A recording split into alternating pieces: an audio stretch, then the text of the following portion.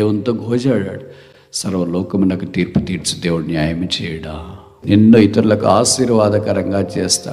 అతడంతా ఇంత గొప్పవాడై ప్రబలమై వ్యాప్తి చెందినట్లు దేవుని యొక్క వాక్యంలో మనం చూస్తాం. బహుశా మనలో చాలామంది కూడా అలాగే ఉన్నామేమో.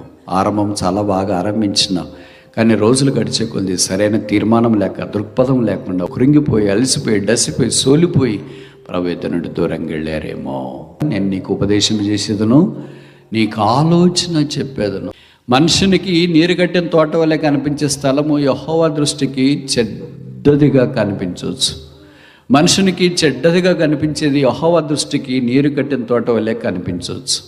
మన కళ్ళకు విచిత్రం ఏంటంటే, ప్రభుకు స్తోత్రాలు, వారిని అధిగమించడానికి శిలువ రక్తము ద్వారా, శిలువ శక్తిని బట్టి యేసునాథుడు మనకు అద్భుతమైన ఆశ్చర్యకరమైన సదుపాయాన్ని ఏర్పాటు చేశాడు. విశ్వాసము అనేది నిరీక్షణకు ఆధారం లేనప్పుడు, పరిస్థితులన్నీ ప్రతికూలంగా ఉన్నప్పుడు అదృశ్యమైన దాన్ని దృశ్యమైనదిగా తన కళ్ళకు కట్టినట్లుగా దేవుని యొక్క వాక్యంలో అలాగ ఆశీర్వాదంలోనికి పిలువబడిన వారు విస్తారంగా మనకు కనిపిస్తారు. మీకు పరిచయమైన వ్యక్తిని జ్ఞాపకం చేయాలని కోరుతున్నాను. హెబ్రీ పత్రిక 11వ అధ్యాయం, హీబ్రూస్ చాప్టర్ 11.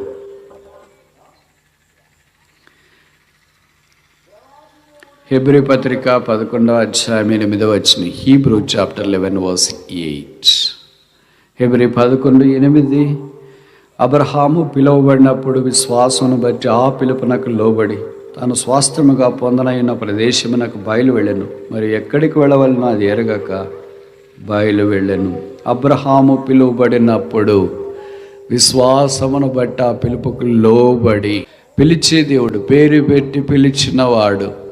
అబ్రహామును దేవుడు పిలిచిన తర్వాత అబ్రహాము ఆ పిలుపుకు లోబడి, ఆ మాట మనం చూస్తాం. చాలామందిని ప్రభు వారు పిలుస్తున్నాడేమో, చాలామంది అవిధేయత చూపిస్తున్నారేమో, ఏదో కొంతమంది మాత్రమే ఆయన పిలుపుకి స్పందించి విధేయత చూపించడానికి ప్రయత్నం చేస్తున్నారేమో. అలాంటి వారి ద్వారా ఆత్మ సంబంధమైన ఆశీర్వాదము ప్రభువు వారి మీద కుమ్మరించాలని కోరుతున్నాడు. మెసొపొతామియాలో మహిమగల దేవుడు ఆయనకు ప్రత్యక్షమాయనని స్టెఫెను అపోస్తుల కార్యాలు 7వ అధ్యాయంలో తన ప్రసంగాన్ని ఆరంభించినప్పుడు అబ్రహాముతోనే ఆరంభించినాడు. సాధారణంగా ప్రసంగాన్ని ఏ ప్రసంగికుడైనా ఆరంభించడానికి పూనుకున్నప్పుడు ఆదాముతో ఆరంభిస్తారు. ఎందుకంటే పాపం ఆదాముతో ఆరంభమైంది కనుక మానవుని యొక్క జీవితం కూడా పాపంతోనే ఆరంభమవుతుంది. అలాగే ప్రసంగం కూడా సాధారణంగా పాపంతోనే ఆరంభమవుతుందని అనుకుంటూ ఉంటాం. అయితే ప్రభుకు స్తోత్రాలు, కొత్త నిబంధనలోనికి వచ్చిన తర్వాత ఆదాముతో ప్రసంగం ఆరంభం కాకుండా అబ్రహాముతో ప్రసంగం ఆరంభమైంది. అంటే పాపంతో ప్రసంగం కాదు, విశ్వాసంతో ప్రసంగం ఆరంభం అవుతా ఉంది.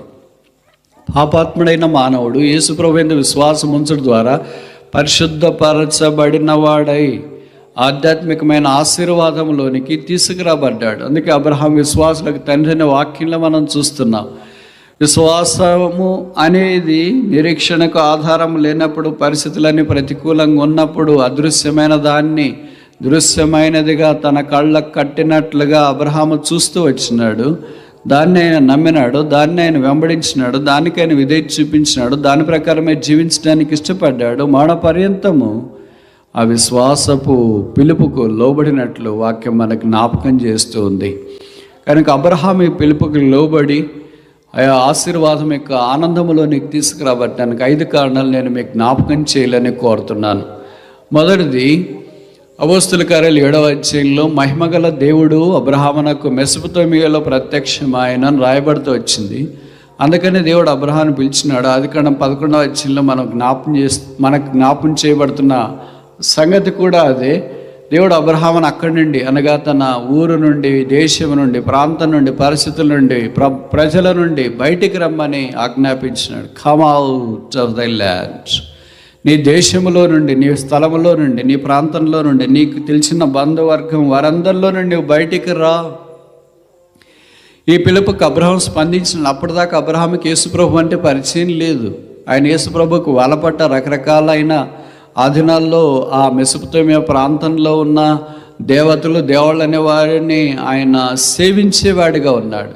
అయితే ఒక్కసారిగా యేసుక్రీస్తు ప్రభు యొక్క మాటలు అబ్రహాము విన్న తర్వాత వాటన్నిటిని విడిచిపెట్టి ఆయన రావటానికి తీర్మానం చేసుకున్నాడు.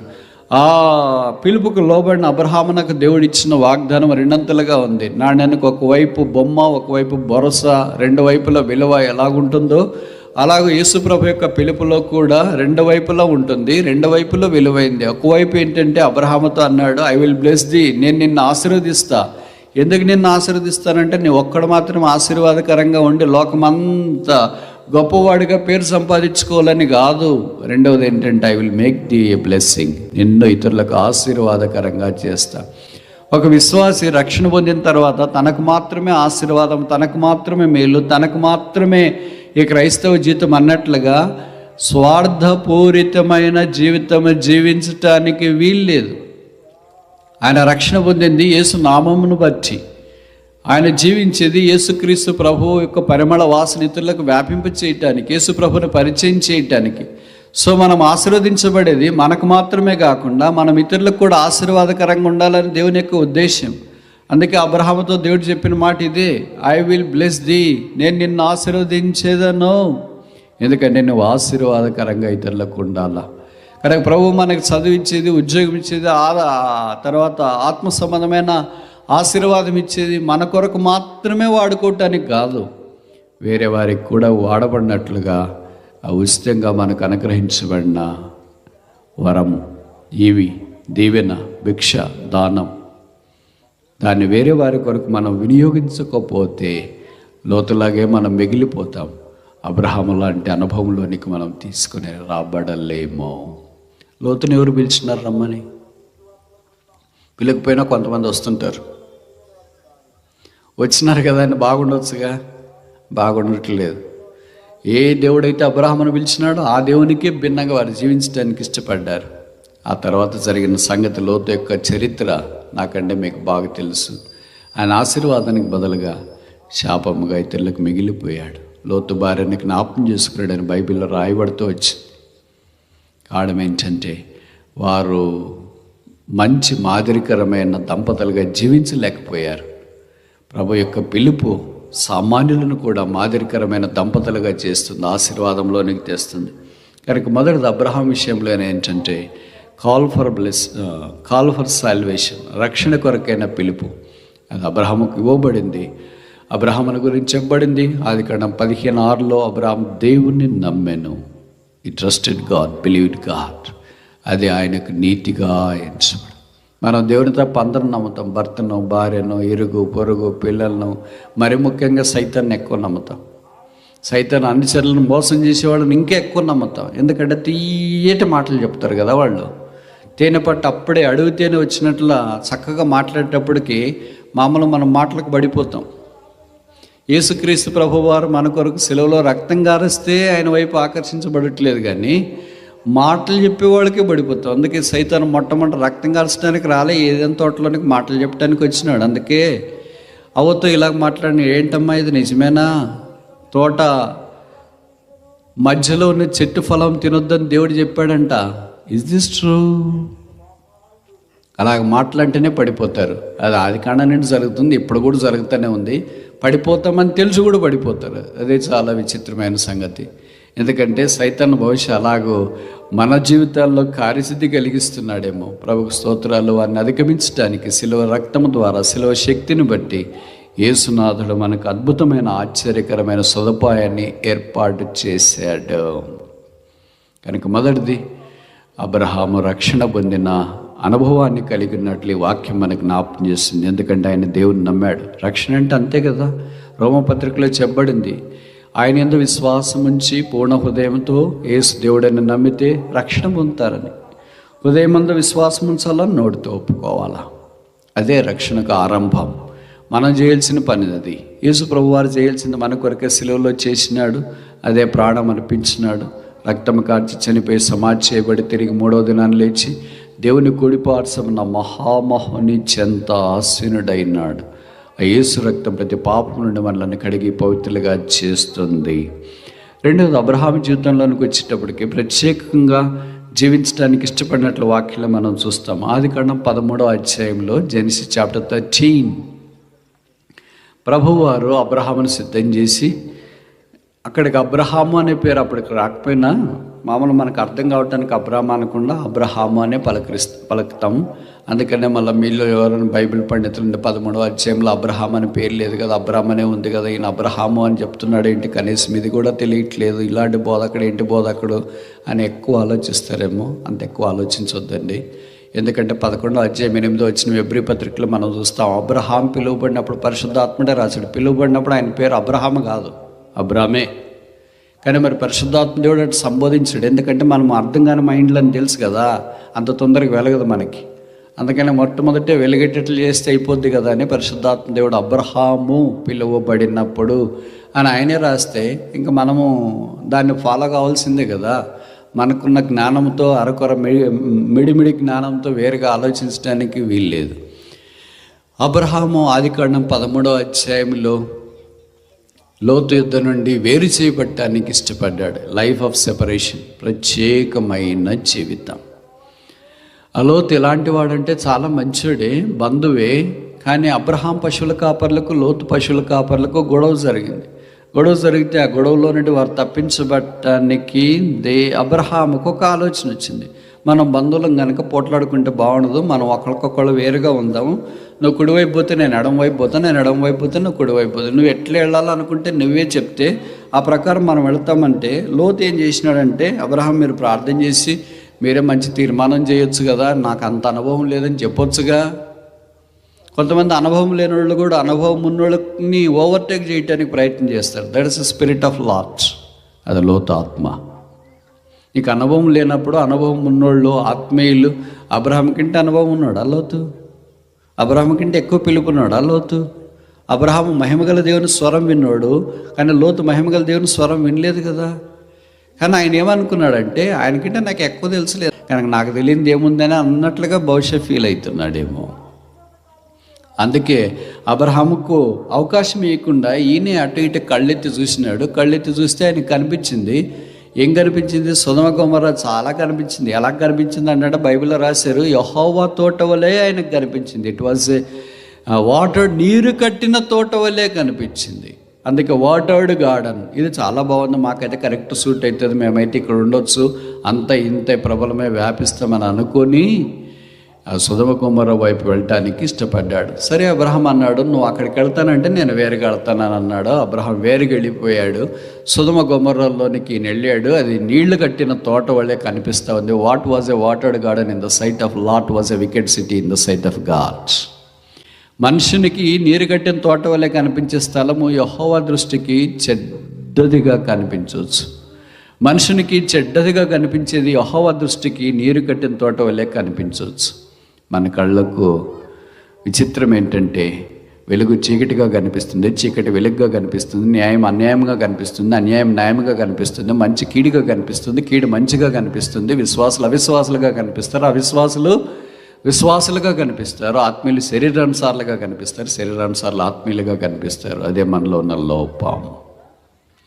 ఆ కారణం చేత ఆ లోపాన్ని అధిగమించడానికి యేసునాథుని యొక్క ఉపదేశం, ఆలోచన మనకెంత అవసరం. అది అబ్రహాము కలిగి ఉండటానికి ఇష్టపడ్డాడు. 32వ కీర్తన నాకు తెలిసి 8వ వచనం అనుకుంటా, నేను నీకు ఉపదేశం చేసేదను, నీకు ఆలోచన చెప్పేదను. ఆయన ఉపదేశం చేస్తున్న ఆలోచన చెప్తానంటే మనమేమనుకుంటామంటే, మాకంటే ఉపదేశం తెలిసిన వాళ్ళు ఉన్నారా అని అనుకుంటాం. అందుకని అనేక సార్లు మన జీవితంలో పొరపాటు చేస్తాం. లోతు జీవితంలో ఆ దినాన చేసిన పొరపాటును బట్టి ఆయన కోలుకోలేదు. ఇంకా one small mistake we make sometimes is irreparable. దాన్ని ఇంక రిపేర్ చేసుకోలేము. అలాగే ఏంటి, నాశనకరమైన గుంట జగటగల దొంగ ఊబి అంటే ఎంత పైకి రావాలని అనుకుంటామో అంత కిందికి పోయినట్లు, ఎంత లేవాలనుకుంటామో అంత కిందికి పడిపోయినట్లు, ఎంత బాగుండాలనుకుంటామో అంత చెడిపోయినట్లు, ఎంత ఆత్మీయంగా ఉండాలనుకుంటామో అంత శరీరానుసారులుగా మార్చబడినట్లు మనుషుని యొక్క జీవితం ఉంటుంది అని లోతు ద్వారా మనకు ప్రత్యక్షంగా జ్ఞాపకం చేయబడుతుంది. అందుకని ఒక్కసారి అక్కడికి వెళ్ళాడు. ఆ తర్వాత ఇంకా అబ్రహాముతో టచ్లో లేడు అనుకుంటా. బహుశా వాళ్ళకి మొబైల్ ఫోన్ లేదు కదా, అందుకే టెక్స్ట్ లేదు, యూట్యూబ్లో లేదు కదా, సోషల్ మీడియా కూడా లేదు కదా, పరిచయం, మాటలు, సంభాషణ కూడా బహుశా దూరం అయిపోయినాయి. మీలో తెలుసో తెలియదో చాలామందికి పెళ్లి కానప్పుడు ఇద్దరు ఫ్రెండ్స్గా ఉంటే చాలా ఫ్రెండ్స్గా ఉంటారు. వాళ్ళు అనుకుంటారు నీ పెళ్ళికి రావాలా నేను, నా పెళ్ళికి నువ్వు రావాలా, అసలు మనం ఇద్దరం వేరుగా ఉండటానికే లేదని. పెళ్ళైన తర్వాత తెలుస్తుంది. వాళ్ళు చెప్పకుండా పెళ్లి చేసుకుంటారు, వీళ్ళు కూడా చెప్పకుండా పెళ్లి చేసుకుంటారు. ఎక్కడో ఒకసారి భవిష్యత్తు కలుస్తారు అనుకుంటా. ఒకే కంచంలో తిని ఒకే స్థలం దగ్గర చదువుకున్న వాళ్ళు కూడా చాలామంది నాకు తెలిసి అలాంటి వాళ్ళు ఉన్నారు. వయసు గడిచే కొలది స్నేహం యొక్క మాధుర్యం కానీ లేదా స్నేహం యొక్క బంధం కానీ క్రమేణా క్షీణించడం మనం చూస్తాం. అలాగే భవిష్యత్తు లోతు అబ్రహాం విషయంలో జరిగిందేమో. లోతు అబ్రహాంను పలకరించడం మానేసాడేమో. నాకు తెలిసి ఇంక అబ్రహాం కంటే ఎక్కువ పరిచయం ఉందిలే లోకం అన్నీ అనుకుంటున్నాడేమో. లోతు చేసిన పొరపాటును బట్టి తన పిల్లలు, ఆయన అంతా కుటుంబం అంతా నష్టంలోనికి వచ్చినారు. ఆయన సాక్ష్యాన్ని కోల్పోయాడు, కుటుంబాన్ని కోల్పోయాడు, ఆత్మీయతను కోల్పోయాడు, ఆస్తిని కోల్పోయాడు, హోదాను కోల్పోయాడు, ఇరుగు పొరుగు వారితో తనకున్న అనుబంధాన్ని కోల్పోయాడు, అబ్రహాంతో తనకున్న ఆధ్యాత్మికతను కోల్పోయాడు, ప్రభుత్వ సంబంధాన్ని కోల్పోయాడు. He was last. ఆయన నీతిమంతుడే, కానీ సమస్తాన్ని కోల్పోయి అగ్నిలో నుండి బయటకు లాగబడినట్లు లాగబడే వ్యక్తిగా నిలబడిపోయాడు. బహుశా మనలో చాలామంది కూడా అలాగే ఉన్నామేమో. ఆరంభం చాలా బాగా ఆరంభించినాం, కానీ రోజులు గడిచే కొద్ది సరైన తీర్మానం లేక, దృక్పథం లేకుండా ఓటమితో కృంగిపోయి, అలసిపోయి, డసిపోయి, సోలిపోయి ప్రభు ఎదుట నుండి దూరంగా వెళ్ళారేమో. మనం ఆశీర్వాదం నాకు కారణంగా ఉండటం కొరకే పిలువబడితే మన వాక్యంలో రాయబడుతూ వచ్చింది. లోతు ఆశీర్వాదానికి బదులు శాపానికి కారణమయ్యాడు. మంచికి బదులు చెడ్డకు మాదిరిగా జీవించడం బైబిల్లో మనం చూస్తున్నాం. అది అపాయం, అది ఆధ్యాత్మికత కాదు. అయితే అబ్రహాము దేవుని యొక్క ఆజ్ఞ ప్రకారం విధేయత చూపించి దేవుడు ఎక్కడికి వెళ్ళమన్నాడు అక్కడికి వెళ్ళటానికి ఇష్టపడ్డాడు. దేవుడు అబ్రహామును ఆ స్థలములో ఆశీర్వదించినాడు. అతడంతా ఇంత గొప్పవాడై ప్రబలమై వ్యాప్తి చెందినట్లు దేవుని యొక్క వాక్యంలో మనం చూస్తాం. చూడండి 13వ అధ్యాయం, ఆదికాండం 13వ అధ్యాయం 2వ వచనం. అబ్రాహాము వెండి బంగారంలో పశువులు కలిగి బహుధనవంతుడై ఉండెను. ఆ తర్వాత అబ్రహాము ఆధ్యాత్మికమైన విధానంలో ఆఖరి వచనం 18, జెనసిస్ చాప్టర్ 13:18, ఆదికాండం 13:18. అప్పుడు అబ్రాహాము తన గుడారం తీసి హెబ్రోన్లోని మమ్రే దగ్గరనున్న సింధూర వృక్ష వనంలో దిగి అక్కడ యెహోవాకు బలిపీఠము కట్టెను. బలిపీఠం ఏ జ్ఞాపం చేస్తుందంటే మనుషుడు దేవుడిని కలుసుకునే స్థలం, దేవుడు మనుషులతో మాట్లాడే స్థలం. కొత్త నిబంధనలు అదే సిలువను మనకు జ్ఞాపం చేస్తుంది. లోతు 20 ఏళ్ళు అబ్రహాంతో ఉన్నాడు, ఒక్కటి కాకపోతే ఒక్కటి పొరపాటును కూడా బలిపీఠం కట్టలేదు. అలాంటి జీవితం ఎందుకు అంటే దేవునితో నేను కలవాలని ఆయనకు ఆశ లేదు. దేవుడు ఇంతో మాట్లాడటానికి ఈయన హృదయాన్ని కూడా తెరిచినట్లుగా వాక్యంలో మనం చూడం. మీకు తెలుసు కదా, బైబిల్లో కొంతమంది ఎక్కువ బలిపీఠాలు కట్టినారు. అంటే అర్థం ఏంటంటే వారు ఎక్కువ దేవునితో మంచి సంబంధంలోనికి తీసుకురాబడ్డారు. కొంతమంది తక్కువ కట్టారు. అబ్రహాము 4 బలిపీఠాలు కట్టాడు. అంటే ప్రభుత్వం చాలా సన్నిహితంగా వచ్చినాడు. ఈ 13వ అధ్యాయంలో లోతు వెళ్ళిన తర్వాత లోతు కూడా బలిపీఠం కట్టడానికి పూనుకోవచ్చు కదా, ప్రయత్నం చేయొచ్చు కదా. అబ్రహాం కడుతున్నాడు, నేను కూడా కట్టవచ్చు అని అనుకోవచ్చు కదా. భక్తి అంటువేది కాదు, పాపం అంటువ్యాధి.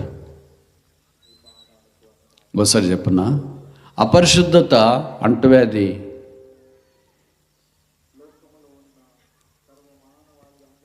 అనేదానికంటే పరిశుద్ధత అంటువ్యాధి కాదు. ఒకళ్ళు పరిశుద్ధులుగా ఉన్నారు, మనం కూడా పరిశుద్ధంగా ఉన్నామని అంటువ్యాధి మీద రాదు అది. అయితే పాపం, అపరిశుద్ధత, దుర్నీతి అంటువ్యాధి మాదిరి వస్తుంది. ఒకళ్ళు పొరపాటు చేస్తే ఇంకోళ్ళు కూడా పొరపాటు చేయడానికి పూనుకుంటారు. ఎందుకంటే వాళ్ళకేది జరుగుతుంది కదా, మనకు కూడా జరగనులే అని అనుకుంటాం. అయితే దైవికమైన విధానంలో అబ్రహాం వెళుతున్నప్పుడు దేవుడు 13వ అధ్యాయంలో బలిపీఠం యొక్క అనుభవంలోనికి తీసుకొని వచ్చినాడు. హెబ్రోను దగ్గర ఉన్న మమ్రేలో ఆయన ఒక బలిపీఠం కట్టాను. సహవాసంలోనికి వచ్చినాడు. ప్రభువుతో సహవాసం, ప్రభు పిల్లలతో సహవాసం. ఇది ప్రత్యేకమైన జీవితాన్ని మనకు జ్ఞాపకం చేస్తుంది. మన సంగతి ఏంటి? మనకి ఇలాంటి దేవునితో సంబంధం ఉందా?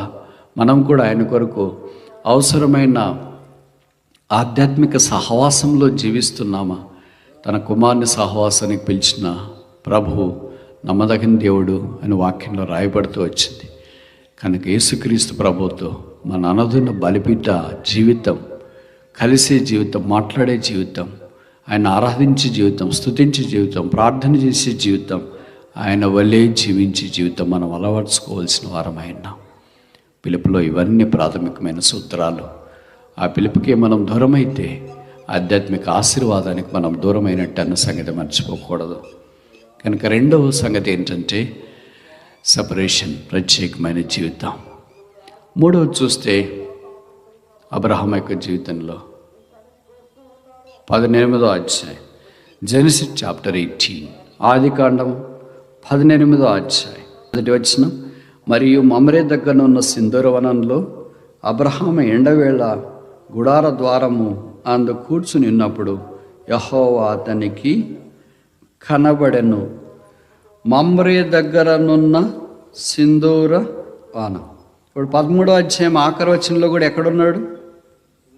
13వ అధ్యాయం 18వ వచనం ఇందాక మనం చదివాం కదా, ఆదికాండం 13:18. అబ్రాహాము తన గుడారం తీసి హెబ్రోన్లోని మమ్రే దగ్గరనున్న సింధూర వృక్షవనములో దిగి.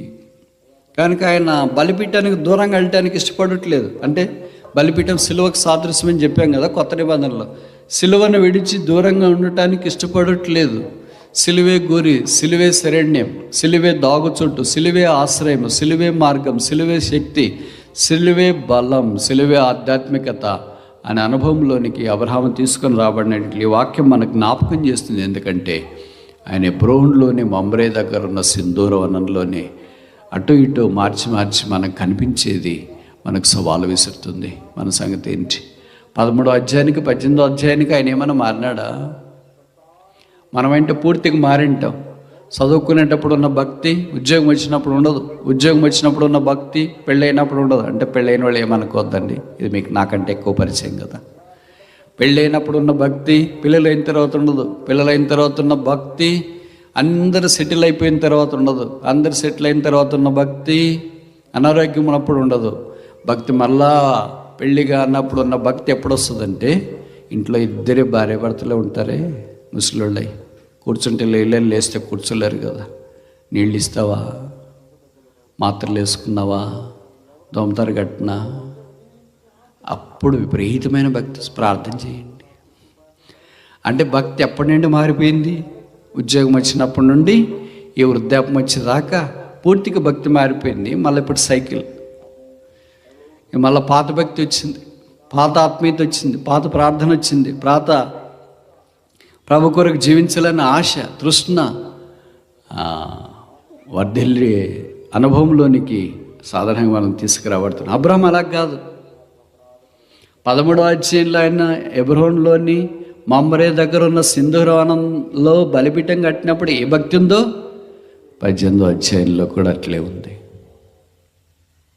పోను ఇంకా ఆయనకి పెరుగుతూ ఉంది కానీ తగ్గట్లేదు. మనకి ఎలాగుంటుందంటే రోజులు గడిచే కొలది తగ్గుతుంటుంది కానీ పెరగడం. ప్రభును వెంబడించే విషయంలో అబ్రహాము ఎండ వేయడమి వద్ద ఎండ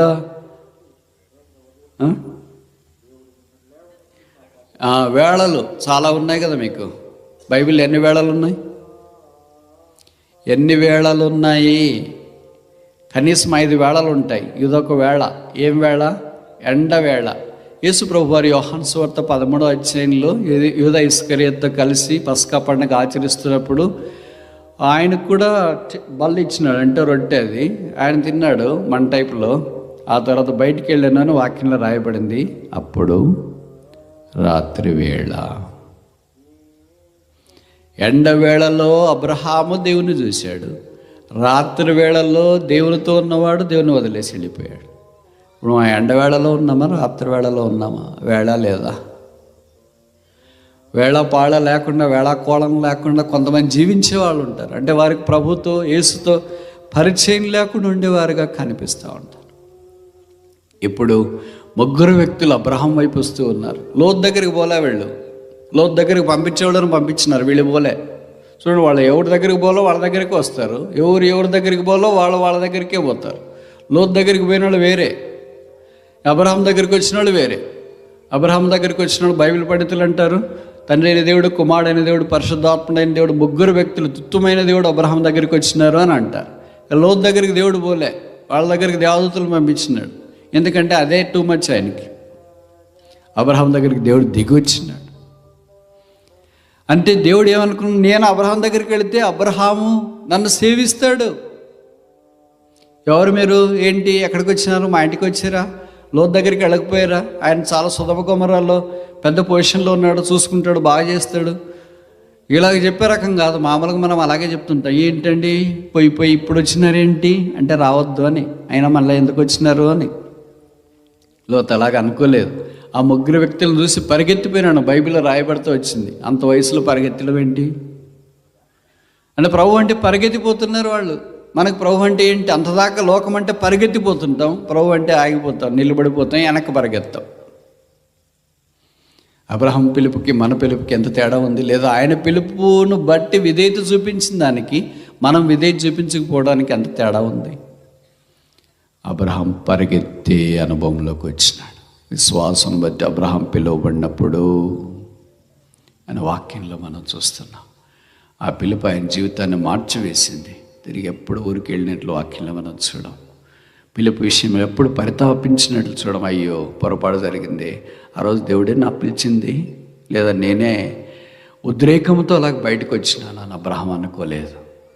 జీవితాంతం పిలుపు కొరకు లోబడ్డాడు. 75 సంవత్సరాలప్పుడు అబ్రహాం పిలువబడుతూ వచ్చినాడు. 100 సంవత్సరాలు ప్రభుతో నడిచినాడు. అలాగో ప్రభు కొరకు ఆధ్యాత్మికమైన విధానంలో జీవించడానికి ఇష్టపడిన వ్యక్తి అబ్రహాముని బైబిల్ మనకు సెలవిస్తుంది. ఇప్పుడు ముగ్గురు వ్యక్తులు వచ్చినారు. అబ్రహాం ఆయన భార్య కలిసి వారికి సేవ చేయడానికి ఇష్టపడినారు. మీరు అబ్రహాం అంటే మన మాదిరి పేదడు అనుకోవద్దండి. మీకు అందుకనే 13వ అధ్యాయం ఆదికాండం చదివించింది. బహుధనవంతుడు, ధనవంతుడు మాత్రమే కాదు, బహుధనవంతుడు. కొంతమంది అంటారు అబ్రహాము గారి గుడారంలో 350 బెడ్రూమ్లు ఉన్నాయంట. 350 బెడ్రూమ్లు మా ఇంట్లో ఉన్నాయనే వాళ్ళు చేయొద్దండి. ఇక్కడికి ఎందుకు వస్తారు వాళ్ళు? హాలీవుడ్లోనో బాలీవుడ్లోనో టాలీవుడ్లోనో ఏదో ఒక వుడ్లో ఉంటారు. పొలంలోకి రారు కదా, మీటింగ్కి రారు కదా. అబ్రహాం ఇంట్లో పనివాళ్ళు ఎంతమంది తెలుసా? మీ ఇంట్లో పనివాళ్ళు ఎంతమంది అంటే మీరేం చెప్తారు? ఎవరు ఉన్నారు బ్రదర్? పనివాళ్ళు నేనే, ఓనర్ నేనే, అన్నీ నేనే చేసుకునేది. అటెండర్ నేనే, పిఓన్ నేనే, ఓనర్ నేనే, మేనేజర్ నేనే అని కొంతమంది. అలాగే ఇంట్లో యజమానురాలు నేనే, ఇంట్లో పని అమ్మాయి కూడా నేనే అని. ఎవరో ఒకరికిద్దరికి, కొంతమంది ఇద్దరు పనివాళ్ళు ఉంటారు. అబ్రహాంకి పనివాళ్ళు ఎంతమంది తెలుసా? 318 మంది. మా ఇంట్లో 318 మంది పనివాళ్ళు ఉన్నారని చేయొద్దండి. అబ్రహాం అంటే సన్నబన్నోడు అనుకుంటున్నారు కదా మీరు.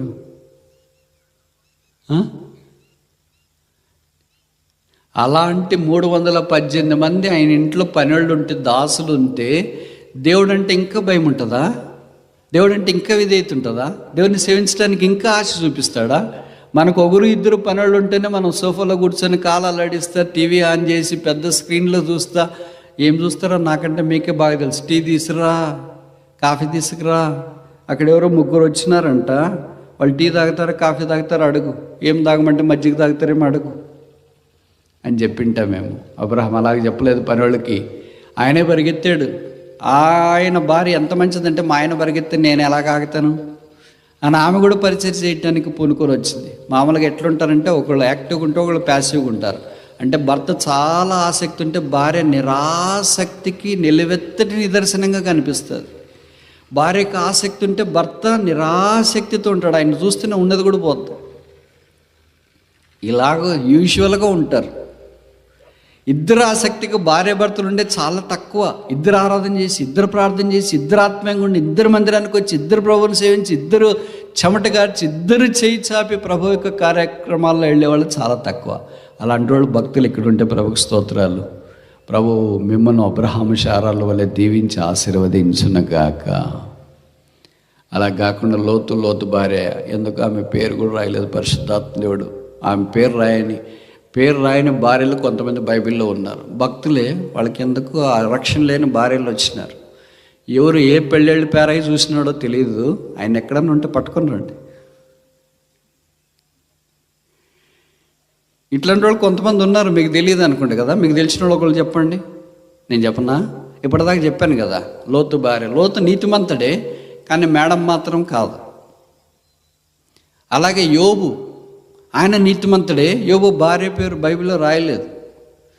మరి ఏబుకి ఎవరు పెళ్ళేళ్ళు పేరెంట్ అయ్యి ఆమెను తీసుకుని వచ్చినాడో మనకు తెలియదు. అంత భక్తునికి ఇంత భక్తిహీనరాలు వస్తుందా?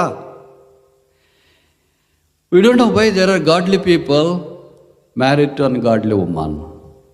దైవికమైన వారు, భక్తులైన వారు భక్తిహీనులైన స్త్రీలతో వివాహ బంధంలోనికి పాత నిబంధనలు వచ్చినారు. వాళ్ళే వచ్చినారు కదా. బ్రదర్ బలి చెప్తున్నాడు, మాకు కూడా అలాంటి ప్రపోజల్స్ ఉన్నాయి, మేము కూడా ట్రై చేస్తామని అనుకోవద్దండి. కొత్త నిబంధనలు అలాగలేదు. యేసుప్రభువునందు విశ్వాసం ఉంచిన వారు, యేసునందు విశ్వాసం ఉంచిన వారితోనే జీవితాన్ని కొనసాగించడానికి వివాహ బంధములో ప్రయత్నం చేయాలి. యేసుప్రభుని నమ్ముకోకుండా, యేసుప్రభుని మన్నించదు. యేసుప్రభుని నువ్వు నమ్మి యేసుప్రభుని నమ్మని వ్యక్తితో నీ వివాహ వ్యవస్థలోనికి అడుగు పెట్టడానికి ప్రయత్నం చేయొద్దు. చాలామంది అలాగే చేస్తారు. ముఖ్యంగా వాళ్ళు ఏమంటారంటే, పెళ్ళైన తర్వాత మార్చుకోవచ్చులే బ్రదర్. ఎవరిని మార్చుకుంటారు? ఇదేమో 500 రూపాయల నోట మార్చుకొని వచ్చేకి, 1000 రూపాయల నోట మార్చుకొని వచ్చేకి. జీవితం ఎవరు మార్చేది? ప్రభువు మార్చేది. మనము మనకే మార్చుకోలేము, మన నోరే మార్చుకోలేము, మన కళ్ళే మార్చుకోలేము, మన ప్రవర్తనే మార్చుకోలేము. పక్కన వాళ్ళని ఏం మారుస్తాము? కానీ వీళ్ళే వాళ్ళగా మారిపోతే అది ఇంకా ప్రమాదకరమైన సంగతి. మనకి లోతెక్క జీవితం మనకు అనేక పాఠాలు నేర్పుతుంది. యోబు భార్య కూడా అలాంటిదే. బహుశా ఇలాంటి వాళ్ళు కొంతమంది బైబిల్లో మనకు కనిపిస్తారు. మనం ఇప్పుడు ఆ సంగతిని గురించి ఆలోచించట్లేదు. కానీ అబ్రహాము దగ్గరికి వచ్చినప్పుడు అబ్రహాము శారా దేవుణ్ణి సేవించడానికి పూనుకున్నారు. అందుకే వారు ఆ ముగ్గురు వ్యక్తులకు ఆతిథ్యం చేసినారు. ఎబ్రీ 13 రాయబడుతూ వచ్చింది. కొందరు తెలియక ఎవరికి ఆతిథ్యం చేశారంట? దేవదూతలు ఆతిథ్యం స్వీకరిస్తారా? వాళ్ళ మనుషులా మన మాదిరి? ఆకలి వేస్తుందే, దాహం వేస్తుందే, తింటారా? బైబిల్లో రాయబడింది మరి. సర్వింగ్ అబ్రహాం, సేవించే అబ్రహాం. ఇప్పుడు 3 విషయాలు చూసాం. మొదటిది ఏంటి? సాల్వేషన్, అబ్రహాం రక్షణ పొందిన వ్యక్తి. రెండవది ఏంటి? సపరేషన్, అబ్రహాం ప్రత్యేకంగా జీవించడానికి ఇష్టపడిన వ్యక్తి. మూడవది ఏంటి? సేవించినాడు, సర్వింగ్ పర్సన్, సేవించే వ్యక్తి. 4వది అబ్రహాం 18వ అధ్యాయంలోనే ఆదికాండం 18 33 చదువుతా. యెహోవా అబ్రహాముతో మాట్లాడి చాలించి వెళ్ళిపోయాను. అబ్రహాము తన ఇంటికి తిరిగి వెళ్ళాను. చూడండి వాళ్ళు ఎలాగున్నారు, ఫ్రెండ్స్ మాదిరి. మామూలుగా ఈ లోకంలో ఫ్రెండ్స్ ఉంటారు కదా, చాయ్ సెంటర్ దగ్గర, ఇరానీ చాయ్ సెంటర్ దగ్గర ఎలాగో కలుసుకొని బిస్కెట్ తిని టీ తాగి ఎలాగ డిస్పర్స్ అవుతారో, అబ్రహాము దేవుడు కూడా అలాగ కొండ దగ్గర కలుసుకున్నట్లు వాక్యంలో మనం చూస్తాం. అబ్రహాము సొదొమ గొమొర్రా యొక్క రక్షణ కొరకు ప్రార్థన చేసినాడు. ప్రభువా 50 మంది ఉంటే కాపాడతావా? నీతిమంతులుంటే 45 మంది నీతిమంతులుంటే కాపాడవా? 40 మంది ఉంటే కాపాడవా? 30 మంది ఉంటే కాపాడవా? 20 మంది ఉంటే కాపాడవా? చివరికి ఒకసారి అడిగినా 10 మంది ఉంటే కాపాడతావా? లేదు. ఉంటే కదా అక్కడ. అబ్రహాం ఏమనుకున్నాడంటే 10 మంది లేకుండా ఎలాగున్నారు? మా లోతే ఉన్నారు, వాళ్ళతో పాటు కుటుంబం ముందు ఇరుగు పొరుగు అందరు కలిసి 10 మంది కాకుండా ఎలాగుంటారు? ఎలాగైనా 10 మంది నీతిమంతులు ఉంటారు కనుక ఖచ్చితంగా సొదొమ గొమొర్రా దేవుని ఉగ్రత నుండి కాపాడబడుతుందామని అబ్రహాం తలంచినాడేమో. విచిత్రం ఏంటంటే 20 ఏళ్ళు లోతు అక్కడ ఉన్నాడు, ఒక్క వ్యక్తి కూడా రక్షణ పొందలేదు. వీళ్ళే లోతులంటే. ఎవరో లోతులంటే అనుకోవద్దండి, మా ఊళ్ళో లేరు అనుకోవద్దండి. ప్రతి ఊర్లో ఉంటారు వాళ్ళు, ప్రతి మందిరంలో ఉంటారు వాళ్ళు, వస్తుంటారు పోతుంటారు. వాళ్ళ ద్వారా ఎవ్వరూ రక్షణ పొందరు. ఎందుకు? లోతు, లోకం, పాపం, ప్రత్యేకమైన జీవితం లేకపోవడం, శరీరాశ నేత్రాశ జీవబడంబం కలిగి జీవించడం, ఇవన్నీ వారిని ప్రభావితం చేసిన కారణం చేత వారు ఆధ్యాత్మికమైన ఆశీర్వాదముగా ఉండలేకపోతున్నారు. అబ్రహాము దగ్గర 318 మంది పనోళ్ళు ఉంటే, తన కుమారునికి పెళ్లి కూతుర్ని తీసుకొని వచ్చే పనోడే అబ్రహాము దగ్గర ఉంటే, లోతు దగ్గర పనోళ్ళు ఏమయ్యారు మరి? ఆయన దగ్గర కూడా ఉంటారు కదా, వాళ్ళు ఏం చేస్తున్నారు మరి? వాళ్ళు ప్రార్థన చేసేవాళ్ళు లేరా? బలిపీఠం కట్టేవాళ్ళు లేరా? దేవుని సన్నిధిలోకి వచ్చేవాళ్ళు లేరా? ఎలాగ రాజు ఉంటాడో అలాగ ప్రజలు ఉంటారు. యథా రాజా తథా ప్రజ అని లోకంలో ఒక సామెత ఉంది కదా, as is the father so is the son, as is the mother so is the daughter. బైబిల్లో కూడా ఉంది అది. నాయన ఎలాగుంటాడో కొడుకు అలాగుంటాడు, తల్లి ఎలాగుంటుందో కూతురు అలాగే ఉంటుందంట. అలాగే లోతు అలాగే ఉన్నాడు కనుక లోతుతో ఉండే పనివారం కూడా అలాగే ఉంటారు. అబ్రహాం విశ్వాసులకు తండ్రి కనుక అబ్రహాం దగ్గర ఉన్న పనివాళ్ళు విశ్వాస విషయంలో ఆధ్యాత్మికతను కలిగిన వారు ఉన్నట్లు వాక్యంలో మనం చూస్తాం. అబ్రహాం ప్రార్థనాపరుడు. మొట్టమొదటి బైబిల్లో రాయబడిన విజ్ఞాపన ప్రార్థన ఇదే. ఆదికాండం 18వ అధ్యాయంలో అబ్రహాం దైవ సన్నిధిలో ప్రార్థన చేస్తూ వచ్చినాడు. దేవునితో గోజాడాడు, సర్వలోకమునకు తీర్పు తీర్చు దేవుడు న్యాయం చేయడా. అబ్రహాము దేవుని యొక్క న్యాయాన్ని గురించి మరలా ప్రస్తావించినాడు. ప్రభువా, నువ్వు న్యాయం చేయవా, న్యాయం చేయవా, న్యాయం చేయవా. ఎందుకు న్యాయము? మీకు తెలుసో తెలియదు, అబ్రహాం కొడుకు గురించి కూడా ఇంత సుదీర్ఘమైన ప్రార్థన చేయలేదు. చేసినాడా? మీ బైబిల్లో రాసినారా? ఒక అధ్యాయంలో అబ్రహాం తన కుమారుడు కావాలని ప్రార్థన చేసిను, ఇలాగ ప్రార్థన చేసిను అని రాశారా? రాయలేదు.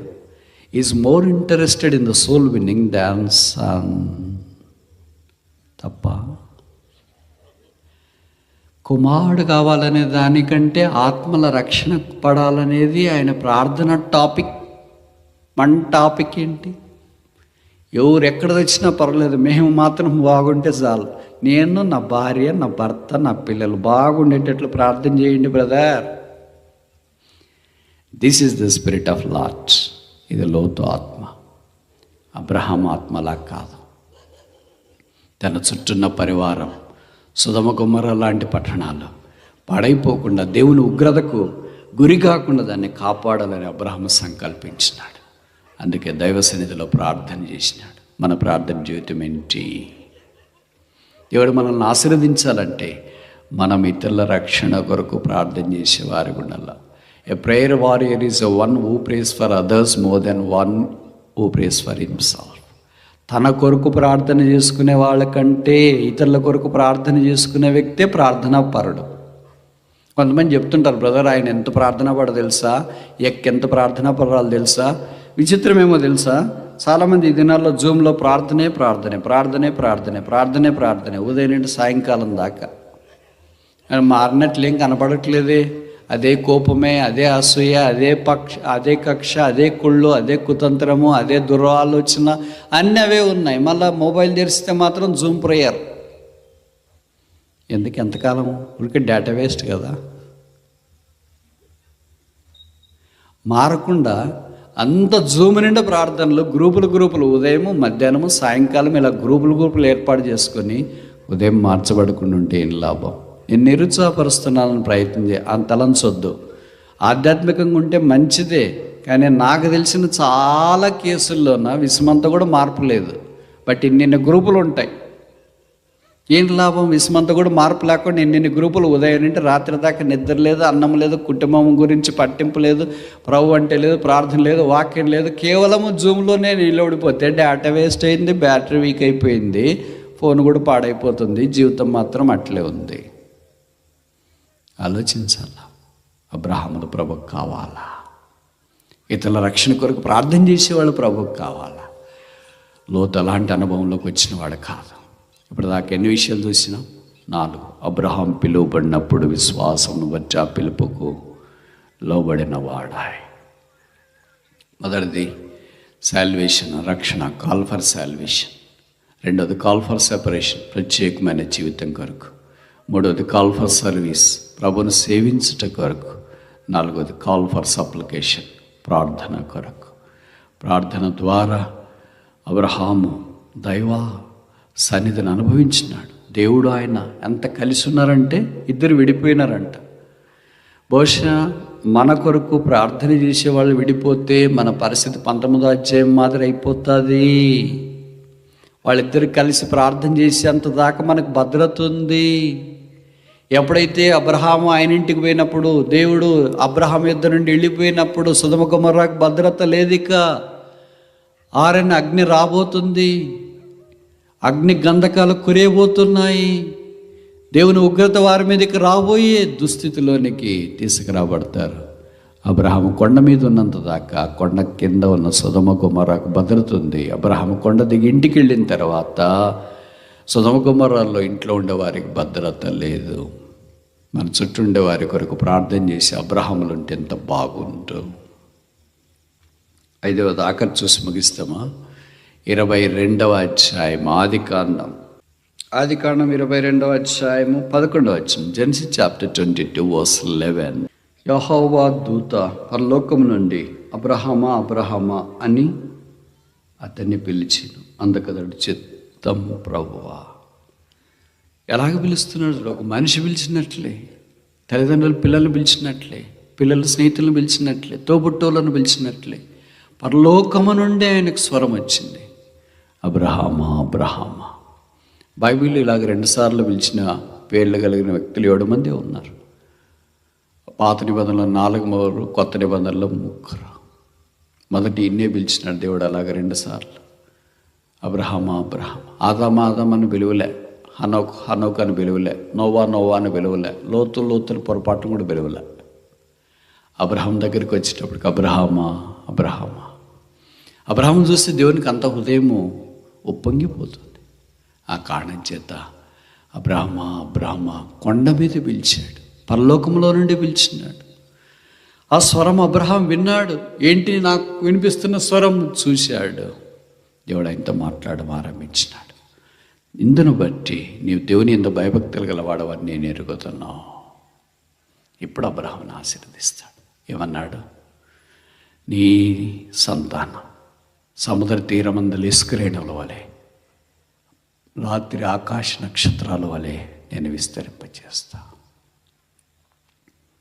అప్పటి నుండి ఇప్పటిదాకా ఈ వాగ్దానం అబ్రహాం నెరవేరుస్తూ వచ్చినాడు. ఇలాగ చేయటానికి అబ్రహాం తన ఏకైక కుమారుణ్ణి మోరియా పర్వతం మీద దేవునికి అర్పించటానికి తీసుకుని పోయాడు. దేవుని దృష్టిలో అర్పించినట్లే, అబ్రహాం దృష్టిలో అర్పించినట్లే ఆత్మీయంగా అర్పించినాడు. అక్షరానుసారంగా అర్పించేటప్పుడు దేవుడు అడ్డుకున్నాడు. దేవుడు అబ్రహాంతో మాట్లాడి, నీకు ఒక కుమారుణ్ణి తీసుకుని మోరియా పర్వతం మీద నా కొరకు దహన బలిగా ఇవ్వన్నప్పుడు, నాకు తెలిసి ఏ తండ్రి అలాగా అబ్రహాం వలె ఉండటానికి ధైర్యం చేయడు. మీలో చాలామంది ఇక్కడ పెళ్ళై పిల్లల కన్నా తల్లిదండ్రులు ఉన్నారు కదా. మీ పిల్లలకు చిన్న బలహీనత వచ్చిన, జ్వరం వచ్చినా కూడా మేము ఏమనుకుంటారంటే, బ్రదర్ వాడికి వచ్చే బదులు మాకు వచ్చింటే బాగుంది, అమ్మాయికి వచ్చే బదులు మాకు వచ్చిన బాగుంది. వాళ్ళు భరించి చూడలేకపోతున్నారు, వాళ్ళు బాధ చూడలేకపోతున్నారు. అంటే 9 నెలల మోసి కన్నా నీకు ఇంత మమకారం ఉంటే, పరలోక ప్రభు మనల్ని సిలువలో రక్తం కార్చి కన్నాడు, ఆయనకి ఎంత మమకారం ఉండాలా? అందుకే మన పాపం యొక్క బాధను బట్టి పాతాళం వైపు వెళ్ళేది చూడలేక దాన్ని ఊహించుకోలేక యేసునాథుడు మనల్ని అక్కడి నుండి తప్పించడానికి భూమి మీదకి దిగి వచ్చినాడు. అబ్రహాం ఆ మాట విని జీర్ణించుకున్నాడు. ఏ తండ్రి చేత కాదు, అది ఒక్కడికే చేత అవుతుంది. ఆయన పేరు అబ్రహాం. ఏ తండ్రి కుమారుని తీసుకొని పోలేడు, ఒక్కడు మాత్రమే పోగలడు. ఆయన పేరు అబ్రహాం.